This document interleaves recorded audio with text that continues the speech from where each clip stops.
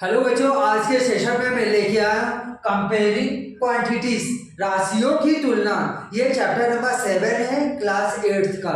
इसमें मुझे दो कॉन्सेप्ट ज्यादा मोस्ट इंपॉर्टेंट लगे, एक सिंपल इंटरेस्ट, एक कंपाउंड इंटरेस्ट। इसमें राशियों की तुलना में क्या है, राशि को कंपेयर करना। ये क्या परसेंटेज में, इसमें परसेंटेज भी आता है, रेशियो भी आता है, सिंपल इंटरेस्ट भी आता है और कंपाउंड इंटरेस्ट भी आता है।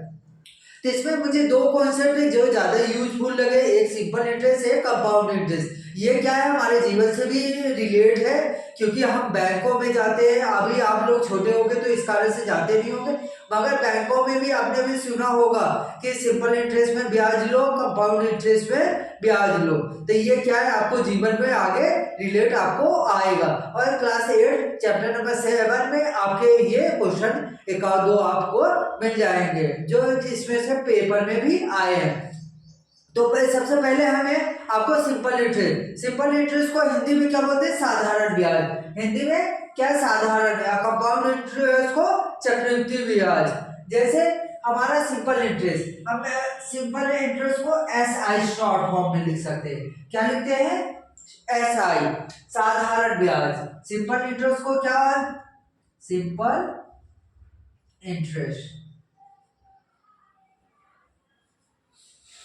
साधारण ब्याज करके अपन SI, सिंपल, इसको सिंपल इंटरेस्ट रहे। तो अब इसका ये क्या होता है, principal plus multiply rate multiply time upon 100। ये क्या होता है, साधारण ब्याज। प्रिंसिपल हमारा क्या होता है, जो हम अमाउंट ब्याज में उधार लेते हैं बैंक से या किसी पर्सन से, वो हमारा क्या होता है, प्रिंसिपल होता है। रेट हमें उसने कितने परसेंटेज के बिहाफ में दिया है, 10, 12, 10, 2%, 3%, 5%। टाइम कितने साल के लिए उन्होंने दिया है, कि या कितने महीने या कितने डेज के लिए दिया है। तो ये क्या है, सिंपल इंटरेस्ट, साधारण ब्याज का फॉर्मूला। मान लीजिए मैंने किसी को 100 रुपये दिया है, उसको मैंने बोला 10% के हिसाब से मैंने 2 साल के लिए दिया है। तो ये क्या है, आपका ये फॉर्मूला यूज होगा। अब सिंपल इंटरेस्ट, ये किसका होता है, सिंपल इंटरेस्ट। और एक क्या होता है, अमाउंट। सिंपल इंटरेस्ट जो हमारा पैसा होता है, रेट हमें किस परसेंटेज में दिया, टाइम हमारा क्या होता है, टाइम और कितने साल के लिए दिया है, और अपॉन क्या कर देंगे, 100। जैसे मैंने एक बैंक से कितना लोन लिया, 10,000। इसको क्या शॉर्ट फॉर्म में P भी मान सकते हैं। क्या मान सकते हैं, P। मैंने 10,000 का लोन लिया, कितने परसेंटेज के हिसाब से, 15। कितने परसेंट, 15%।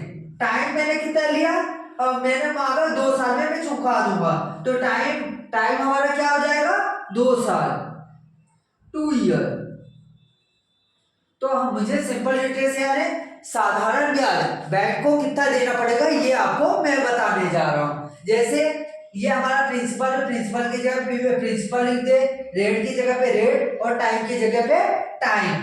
तो हम सिंपल है साधारण ब्याज निकालते हैं। जैसे हमारा प्रिंसिपल क्या हो गया, 10,000, रेट कितना हो गया हमारा 15, और टाइम कितना हो गया 2 ईयर।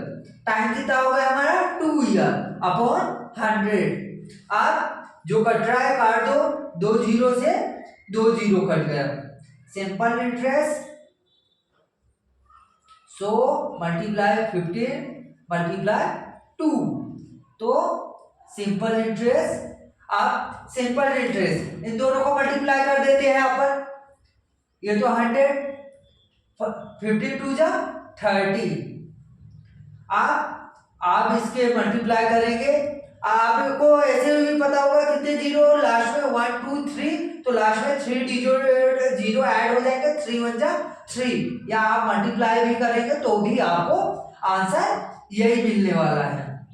तो ये हमने मल्टीप्लाई करके लिख दिया है। तो ये हमारा क्या आ गया, हमारा क्या आ गया, सिंपल इंटरेस्ट। कि हमारा कितना है, जैसे 2 साल में सिंपल इंटरेस्ट हमारा कितना हो जाएगा, 3,000। अब टोटल अमाउंट, ये क्या है हमारा सिंपल इंटरेस्ट है।